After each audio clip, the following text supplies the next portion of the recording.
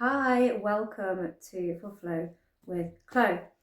Where, my goodness me, is anyone having like just the most Mercury retrogradiness in Pisces? Nurse. All the nurse. Yeah. So I was trying to get over to a nearby area. It's a 15-minute drive. We are pulling, by the way, from the Enchanted Faxa. Yeah, it's like a 15-minute drive. I was trying to get over to see some work that I've got exhibited for the weekend somewhere.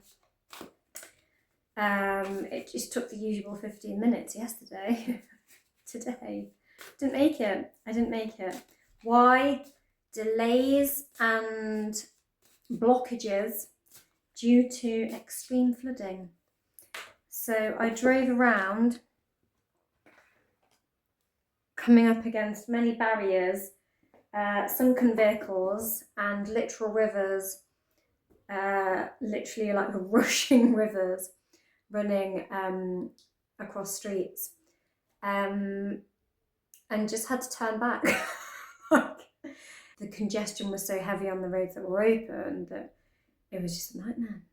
Diabolical apocalypse vibes involving water. Anyway, right, so ironically, the card we have is the Lovers. First one out. It represents the sign Gemini, but also Gemini is a mutable sign, and we are having this Mercury retrograde in Pisces, which is also a mutable sign. But Mercury is also Gemini and Virgo's ruling planet. So it's interesting that we have a highly mercurial associated card coming up. It's also, Pisces is a very like dualistic sign. It's got the two fish swimming in different directions, upstream, downstream. And like up to the north, and one goes up to the north node, one goes up down to the south node, and then they come back and merge, and they kind of like interchange messages. That's another way I've heard it explained. And Gemini is like the consciousness and unconsciousness at the same time. It's as is Pisces in a way, but it's like the twin thing of synchronicity and the ability to be in two timelines at the same time, parallel. And so it's this strange parallel interdimensional energy. Anyway, enough blathering about the astrology. This can represent obviously actual lovers. It also represents choice, because often it's like two things. Which one do you choose? So there's something coming up about choice, and it may involve choosing to or not to engage with past lovers from past timelines. Do you want to resubscribe? Maybe not. The Wheel of Fortune. Mine definitely won't be a resubscription, that's for sure. The Wheel of Fortune. It is fated. There is something fated about it. Accepting fate.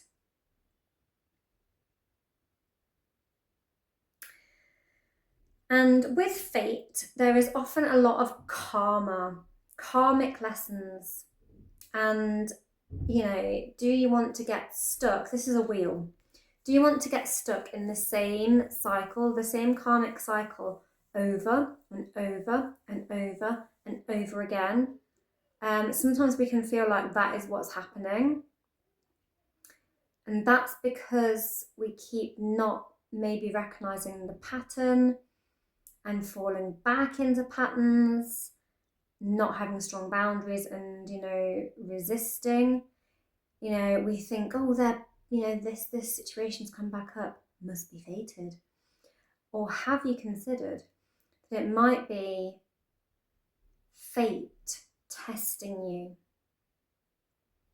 seeing if you can change your fate and change your karma by challenging what you usually do. Maybe there's a reason I didn't make it to that exhibition today.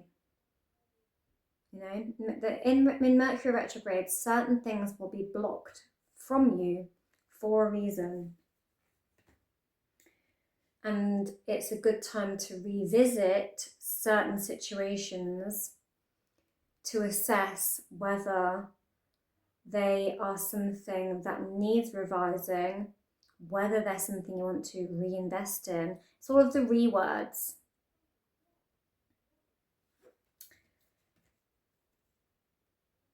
And we have the Three of Water. The Three of Water just keeps coming up again and again. I mean, I don't even know how many times over the last few readings that I've done. It's like, boom, boom, boom, here I am again. And it's so utterly Piscean. But it's also like the sisterhood, like coming together, collective harmony, the trine, the coven, the power of three. So mote it be, emotional fulfillment that is, accepting the flow harmoniously between the 3 points. And you have, like a pyramid. Like you have your two strong at the base, and then the ascension point. It's magical harmonious trine of the good emotional juju. We love it.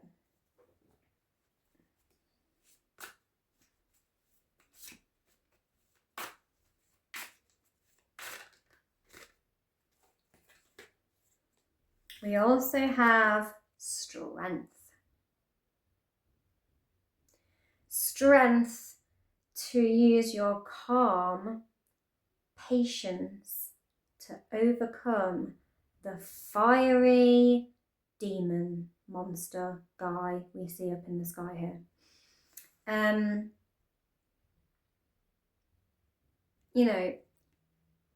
As I was talking about floods, water is actually such a powerful force of nature.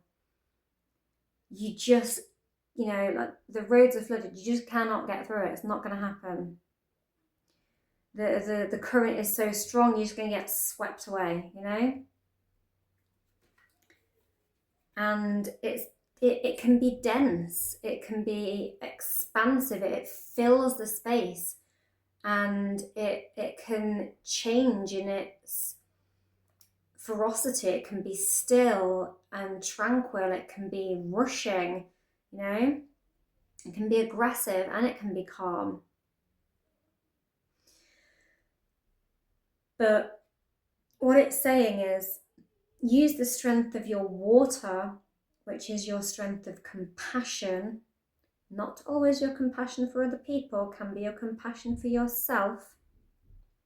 And hold that boundary, hold that flood, hold it strong. And stay calm.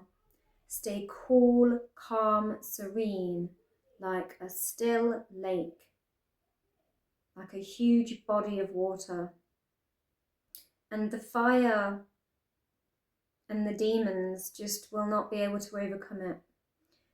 She is in fact offering an orb, a droplet, a magical cooling droplet to this huge, diabolical, demonic dragon-looking creature.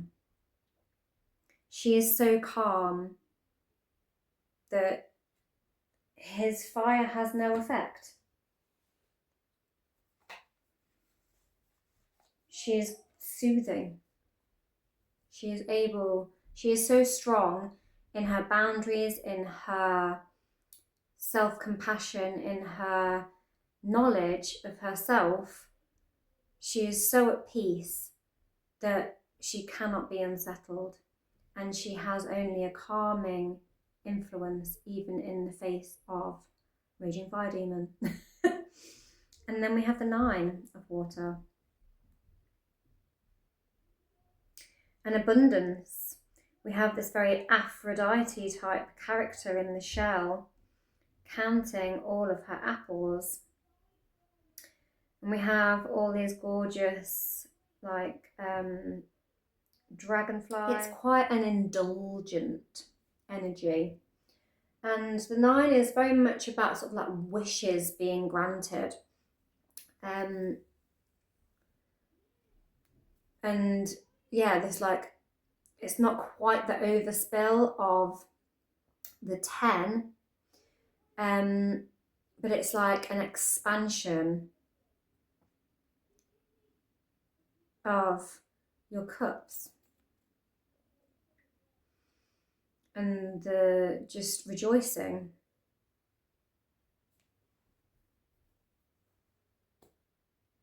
In the beauty of it. It's rather Venus in Pisces, actually, which we do have as well at the moment, conjunct this Mercury, which is in retrograde. So we've got some lovely, lovely energy, aside some more testing energy.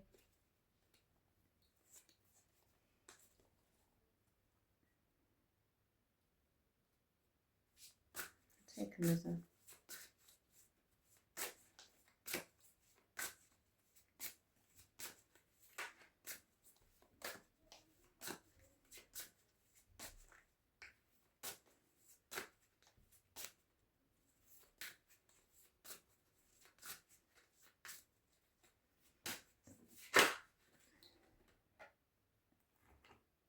The Elder of Fire. So this is like your King of Wands. But this deck is very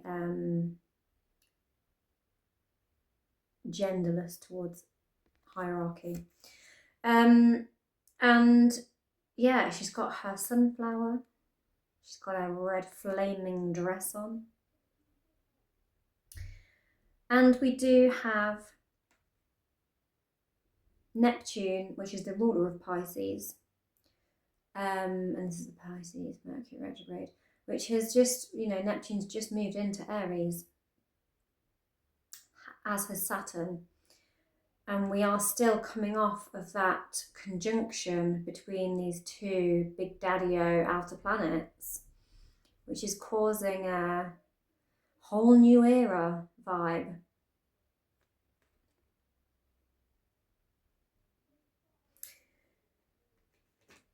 So I feel, all in all, there are clear choices to be made about which timeline you are on and want to be on.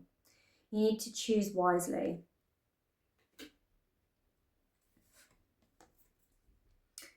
Because the wheel of fate is turning and it's asking you, are you in for this new era, this new cycle, or are you going to jump back on the old wheel of karma and relive the same lessons? Which one is it? We also have this kind of duality on this wheel here as well, interestingly, of like purity and this fiery kind of temptress vibe. So that's interesting also, after the card of choice, the Gemini card, to have this duality on the two sides of the wheel, like which one do you choose?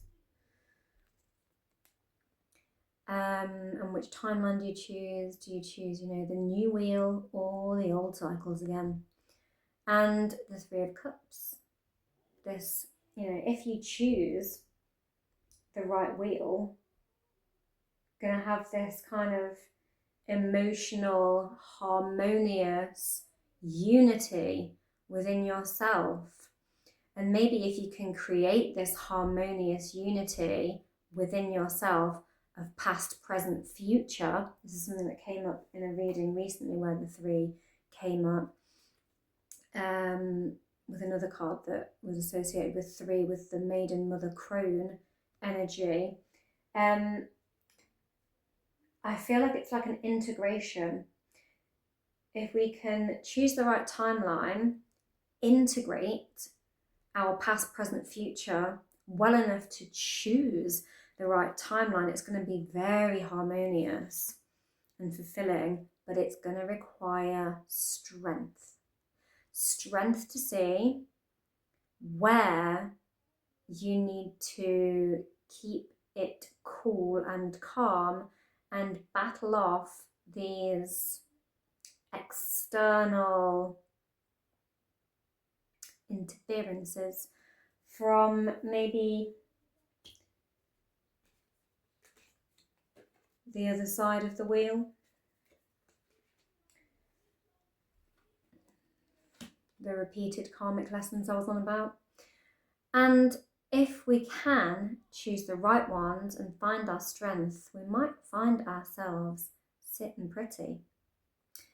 And for now, it might just be a good time to check out and tune into our self-love, our compassion, what makes us happy, what fulfills us, luxuriating ourselves. Don't overspend though, or make any impulsive choices to do with that. Just like steadfast, simple things that make you feel loved within yourself and make you feel fulfilled. And you need to choose what is actually going to please you. Choose which timeline you can see is going to actually bring you pleasure and creation. And when I say pleasure, I don't mean short-term impulsive pleasure. I mean long-term, long-built, because this is a 9. This is not like a small number. Like, it's built over a long time.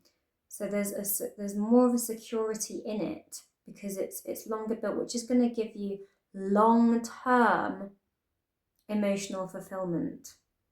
Long-term being the key, because we can do impulsive things that are like a quick snap and throw a load of money at a situation, be like, I'm having an amazing time, or like throw lust at a certain person and be like, oh, that was such a riveting time, but then long term it's a very short fuse. And then we have this Elder of Fire. So I do see this as the new fire and air cycle that we have coming in. And I see this Mercury retrograde in Pisces and the lunar eclipse in Virgo as a final cleansing, release, and point of reassessment so that we can make the right choices to go forward. It's come up really in the last few readings, and I feel like it's also coming up here. I'm going to pick one shadow card. I've put these cards all over my shadow card box. Just one, unless it gives me more.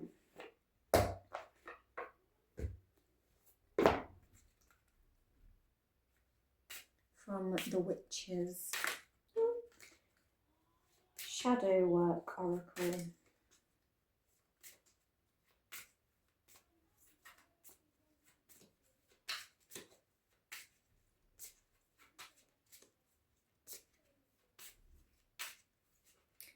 Feel like this retrograde and the lunar eclipse coming up on the 3rd, which, by the way, I have just posted a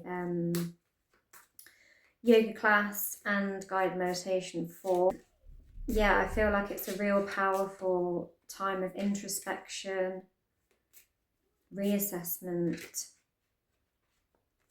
and looking at our shadow. I've got 2.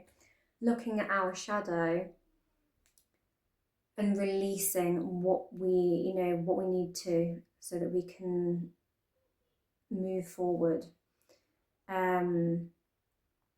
and use this time to be still, to be self-loving, to not make impulsive choices, to move slow and stay quite reserved and do very little. Actually, just sit. It might be very uncomfortable at times, but there's things that we need to sit with to allow them to dissolve, and then restructure and rework our day-to-day to make sure we don't fall back into those old patterns that we need to release. But we do need to integrate as well, integrate the fact that we've been there. And that's what the integration is. We've been there, we know the score. What do I need to change now so that I don't loop back there to what I already learned? Anyway, the two shadow cards we have are the Sleeper and the Hero. Interesting. The Sleeper. So Pisces is very associated with sleeping, actually. It's very dreamy. It's ruled by Neptune, which is, you know, our dreams, fantasy, illusion. And the unconscious. We have a nice full moon on there as well. And the Hero. The Hero is very associated with Aries archetypes. So I feel like we have a Piscean and an Aries archetype. We have just had the outer planets move from Pisces into Aries. Very interesting.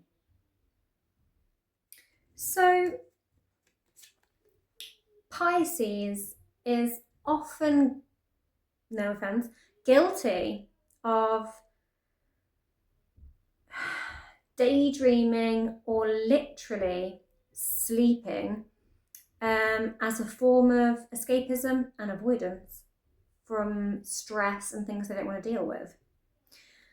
And it's like, where are you avoiding taking action?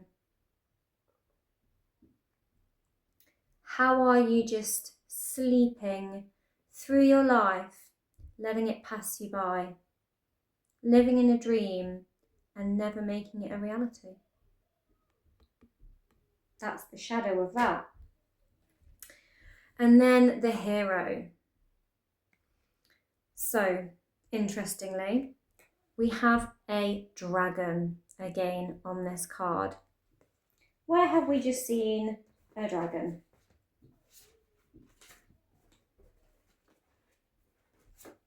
Right here on our Strength card.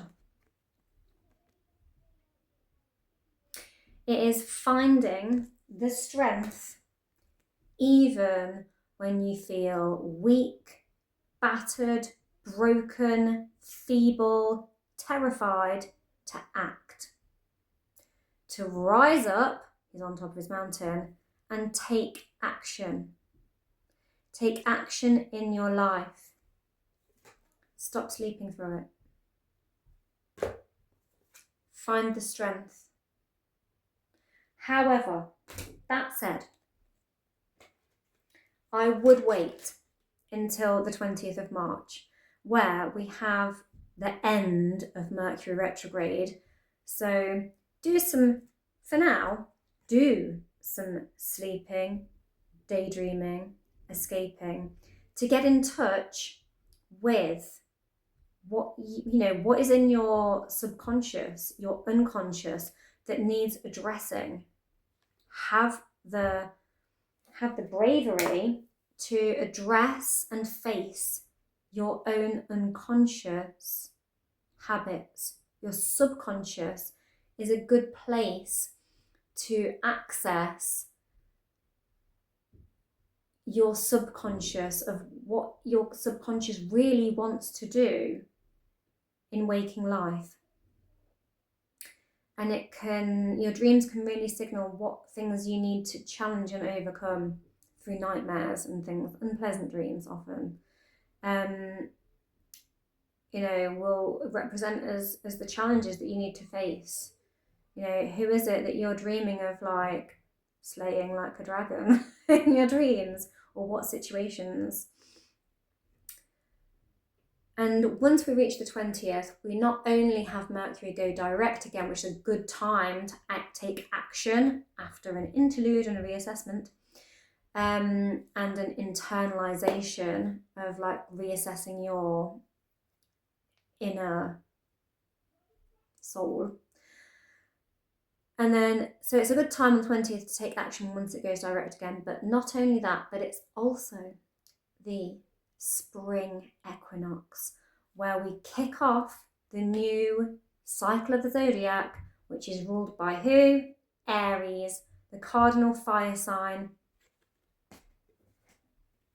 Ta-da! King of fire. Who takes action and literally is the representative in the zodiac of the archetype of the hero.